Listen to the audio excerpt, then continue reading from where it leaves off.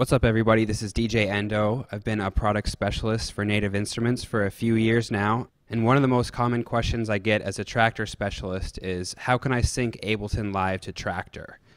A common misconception is that in order to do this, you need to have two computers and two audio interfaces. And this is actually not true. You can actually use both programs together on one computer using one audio interface. So as long as your beat grids in Traktor are set correctly and your tracks are warped correctly in Ableton, you can mix tracks in Traktor while you play your loops or other instruments in Ableton Live, and everything will be perfectly beat matched. Some artists that are using Traktor and Ableton together are Dubfire, Pete Tong, Carl Craig, Chris Liebing, Davide Squillaci, Richie Houghton, and Luciano. Not too long ago, the only way to sync Ableton and Traktor that I knew of was to use a MIDI cable. In a recent Traktor update, Native Instruments introduced Traktor's virtual MIDI output port, which means you can send MIDI internally inside your computer from Traktor to any program that receives MIDI, and vice versa. So setting up Traktor and Ableton to sync together takes a little time, but once you have the two programs synced, you shouldn't have to mess with any settings because they'll be saved for each time you load the programs. So here's how we sync Traktor and Ableton. First, I'm going to open the Traktor preferences and go to the MIDI clock section, and I'm going to turn on the option to send MIDI clock.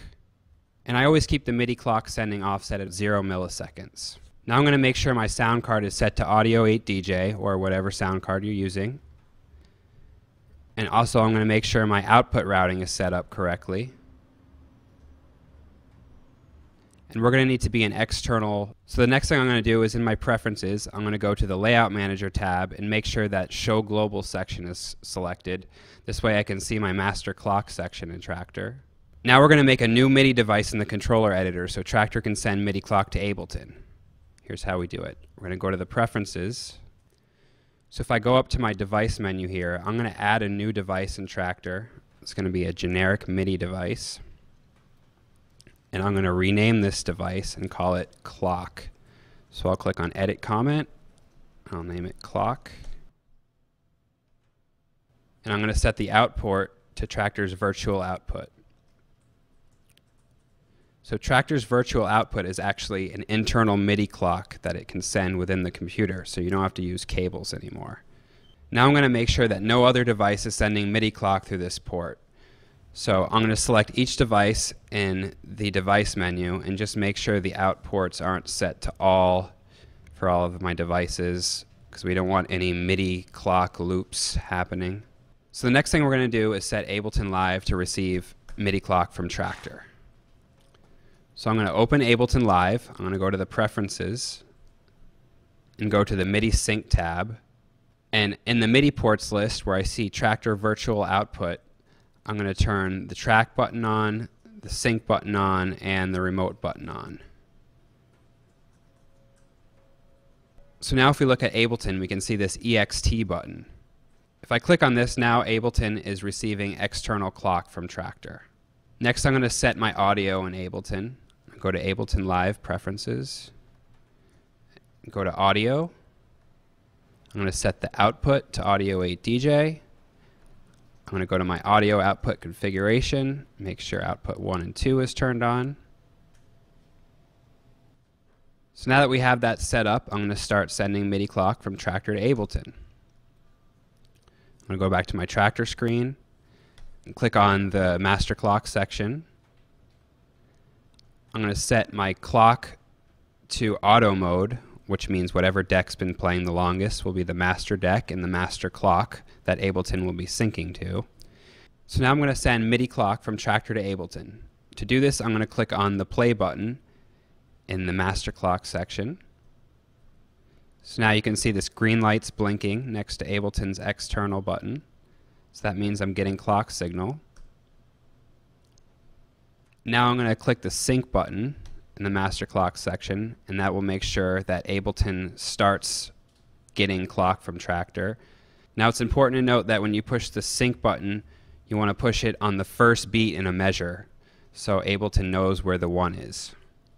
So now that we have MIDI clock sending from Traktor to Ableton, now we have to make sure the two programs are in sync with each other by adjusting Ableton's MIDI clock sync delay using the metronome from both programs to match both programs. So here's how we do this. So in Traktor's master clock panel, turn on the tick button. Also turn on the Q button for deck A. This will make it so you can hear a metronome sound representing Traktor's master clock. So in Ableton, turn on the metronome by clicking on the metronome button in the master clock section.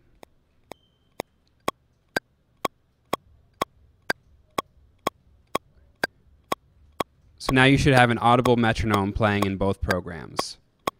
So the next thing I'm going to do is adjust the MIDI clock sync delay in Ableton so that the metronomes in both programs are playing perfectly in sync. So to do this, I'm going to go to my Ableton Preferences, MIDI Sync.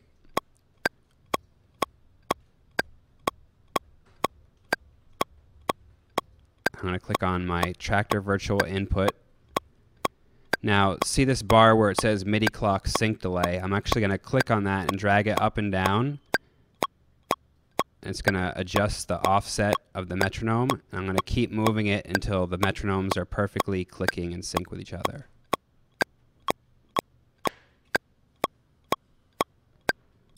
Found a good value is to be about -17 milliseconds.